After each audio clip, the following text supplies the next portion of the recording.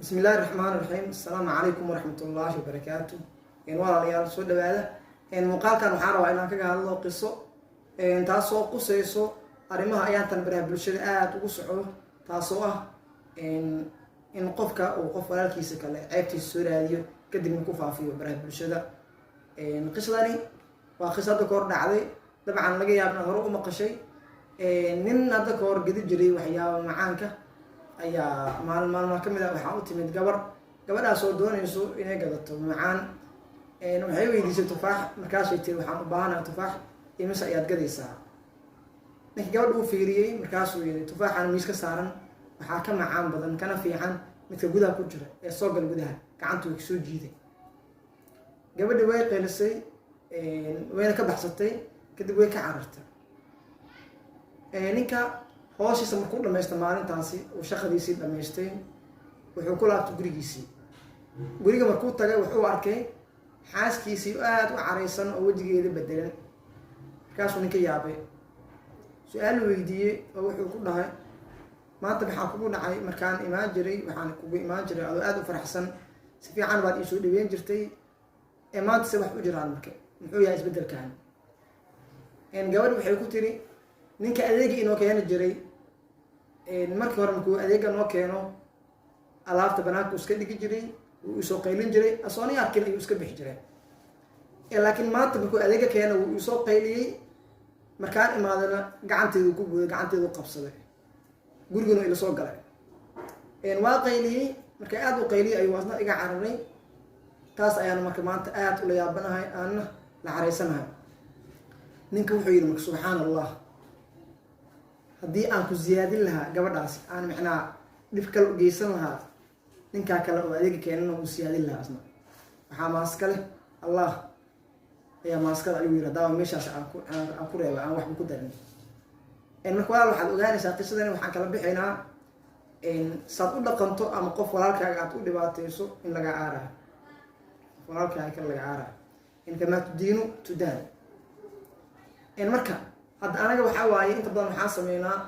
qof walaalkeena ama qof walaasheena ayaa waxaan raadinaynaa ceebteedii kadib markaasoo helnana waa faafinaynaa marka qofka muslimkaa sidaas lagama rabo qofka muslimkaa waxaa laga rabaa inuu asturo ceebta walaalkiisa nabiga calayhi salaatu wasalaam wuxuu dhahaa qofkii astura qof muslim ceebtiisii allah ayaa isna ceebtiisa asturaya marka waxaa wanaagsan waa layaalayaal in aan asturno ceebaheyna haddii maanta aad asturweyso ceeb walaalkaagi ama walaashaadi ogow adna ceebaad leedahay ceebtaada ma asturmayso ilaah kuma asturaayo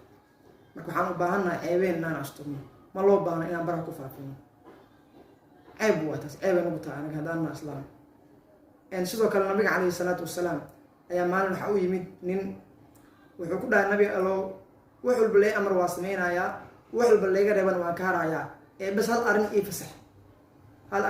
ii fasax markaasuu nabiga ku yidhi maxay tahay arrintaan ku fasaxayo markaasuu ninka yidhi sinada un ii fasax bas inaan sinaysta qof walba aan ka sinaysto ii fasax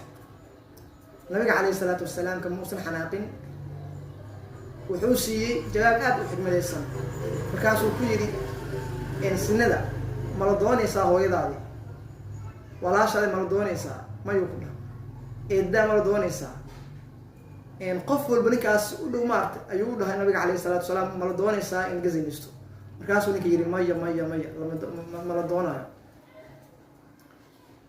saadan adiga ula doonayn walaashaadii hooyadaadii eedidaadii in laga zinaysta aadan ula doonayn ayuu qof kalena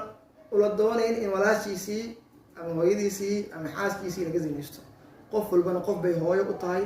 ama walaal u tahay ama xaas u tahay marka walaal xumaanta aadan ehelkaaga la rabin aadan walaashaada la rabin hooyadaa la rabin eedadaa la rabin qof walban aduu kulmintay qof walaashiisii ama xaaskiisii ama hooyadiisii ama eedadiisi xumaan la rabo malahan marka walaalayaal ceebeen aan asturno aadaa looga fiican yahay inaan ceebeheni banaanka aan keenno marka waxaa loo baahan yahaa adig waxaad jeceshahay fi nafsadaada waxaad adig ula jeceshahay qof walaalkaaga ula jecelo hadda ma jira qof nafsadiisii in la ceebeeyo jecel ma jiro walaalkaagina la jecelo ceebtiisa qari nabiga calayhi salaatu wasalaam wuxuu dhahay laa yu'minu axadukum xataa yuxibu liaqiihi maa yuxibu linafsihi midkiina iimaankiisa ma dhamaystirna ilaa wuxuu nafsadiisii ula jecel yahay oo ula jeclaado walaalkiisa. marka waxaan nafsadeena la jecelnahay waa walaalaheena kale inaan la jeclaanaa. walaasheena, hooyadeena, xaaskeena xumaan ulama jecelno. marka xaaska islaameed iyo walaasha islaameed iyo hooyada islaameedna ma aha inaan xumaan la jeclaano, inaan ceebtooda asturnaa. marka halkaasaan muuqaalkayga kusoo koobayaa. muuqaalka hadduu soo gaaro walaalaha ay kala sii gaarsii faafiye si ajarka noogu bato.